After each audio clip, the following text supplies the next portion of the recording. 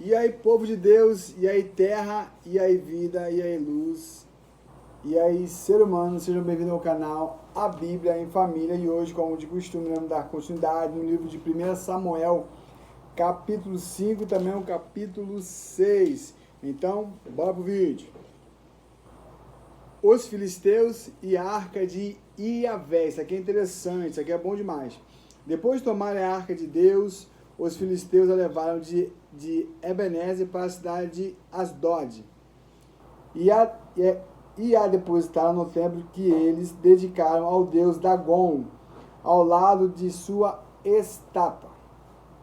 No dia seguinte, ao romper da manhã, os moradores de Asdod observaram que a imagem de Dagon estava caída de cara no chão, exatamente na frente da arca do Senhor. Imediatamente, eles ergueram a estátua de Dagon e a colocaram de volta em seu lugar.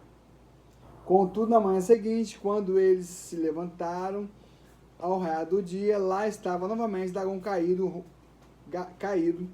rosto em terra, diante da arca do Senhor. As mãos e a cabeça da estátua de Dagon haviam sido quebradas e estavam sobre a soleira. Só o seu corpo ficou no lugar. Meu Deus. É por esse motivo que até hoje os sacerdotes de Dagon e todos os que o adoram em Asdod não pisam sobre o patamar junto à entrada da porta do seu templo. Meu Deus. Passados esses acontecimentos, a mão do Senhor pesou sobre o povo de Asdod e das cidades vizinhas, trazendo destruição sobre todos eles e afligindo-os com pestes e tumores diversos. Quando os habitantes de Asdod notaram o que estava acontecendo em toda parte, exclamaram: "Não fique mais conosco a arca de Deus de Israel, porque a sua mão se endureceu contra nós e contra o nosso Deus Dagon." Então mandaram que alguns mensageiros fossem chamar todos os 5 príncipes filisteus e lhes indagaram: "Que devemos fazer com a arca do Deus de Israel?"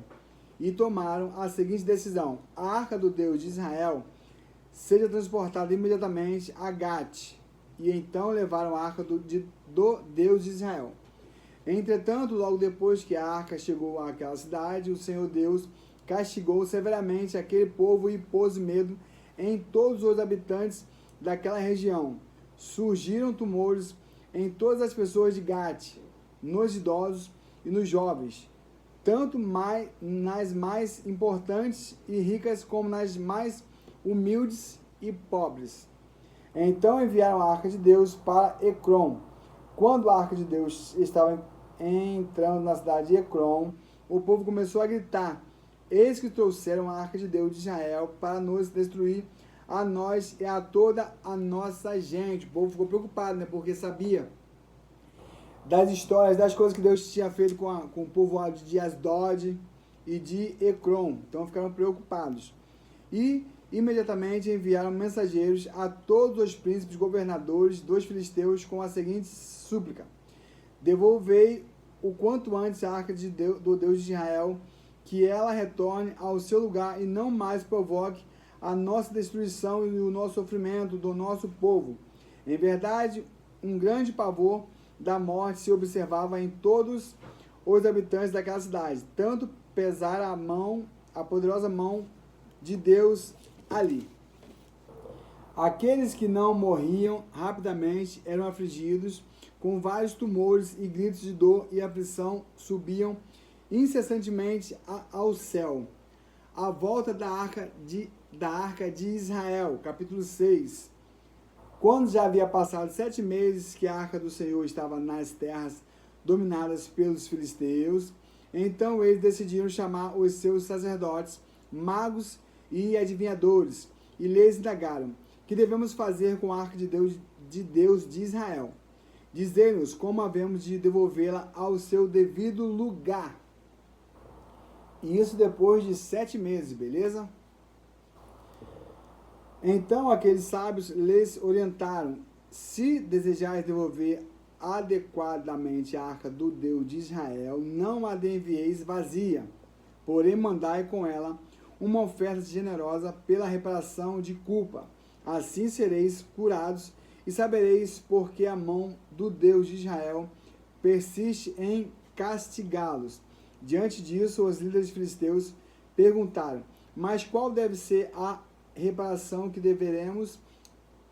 havemos de pagar? Responderam-lhes: de acordo com o número dos príncipes filisteus, 5 esculturas em ouro no formato de tumores e 5 de ratos.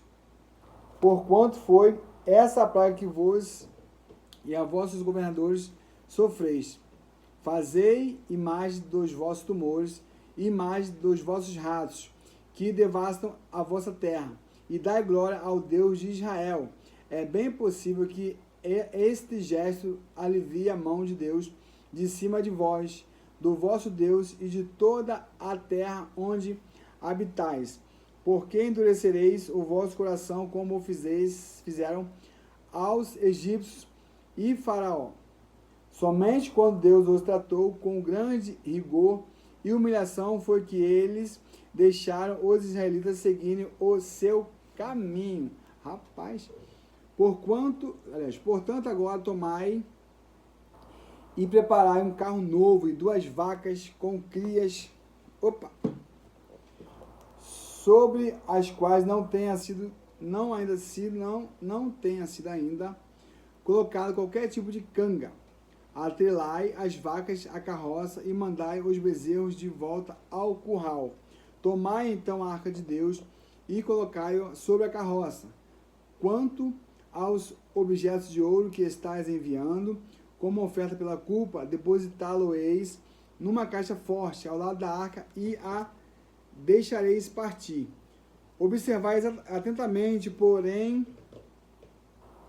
se o carro tomar o caminho em direção à cidade de Bet-Semes, isso significa que foi o Deus dos israelitas que de fato nos mandou todo esse terrível mal. Entretanto, se isso não acontecer, então quer dizer que não foi ele quem nos castigou com toda esta praga, e assim que ela veio, por acaso. E os filisteus fizeram o que os seus sacerdotes e feiticeiros haviam orientado. Pegaram 2 vacas e as amarraram a uma carroça nova e prenderam seus bezerros no curral. Em seguida colocaram a arca do Senhor sobre a carroça e junto dela um cofre em forma de caixa com os ratos de ouro e as imagens dos tumores.